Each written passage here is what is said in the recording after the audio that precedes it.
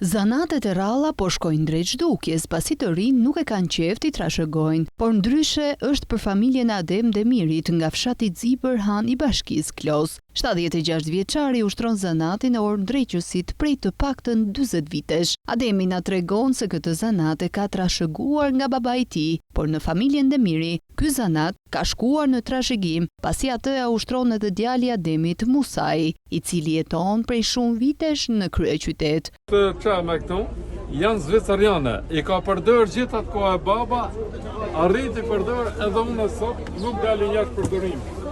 Ka 40 vjet se e kom ushtru këtë profesion. E kemi pas trashëgim një, baba im ka punu me Shabat Ufinën. Në kohën e Italis ka ardhur e hap dyqan në Burrel deri në vitin 63.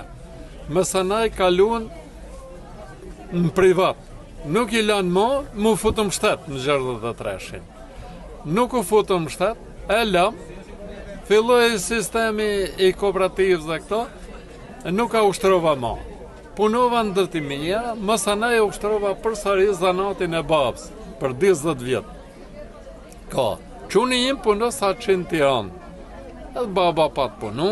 76 vjeçari më së shumti punon nga shtëpia e tij që e ka në fshatin Zibër Han, por çdo të diel ai zbret në qytetin e Klosit, ku zhvillohet pazar dhe shërben jo vetëm banorëve të Zibrit, por të gjithë Madit. Ademi shprehet se këtë punë e bën me shumë pasion, por pse jo, edhe për të ndihmuar pensionin e tij, me të cilin nuk mbulon dot të gjithë shpenzimet. Unë del tamam, kurse këto veni fukara, unë tani jam pensionist se kom bënë ca vite mirë.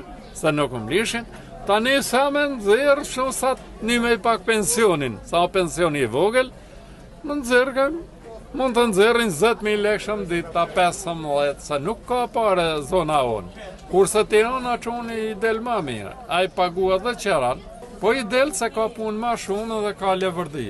Me privatisht e këm vu këtu, i nditëm javë dalë në une me një mu pak pensionin, se nuk del pensionin që ka.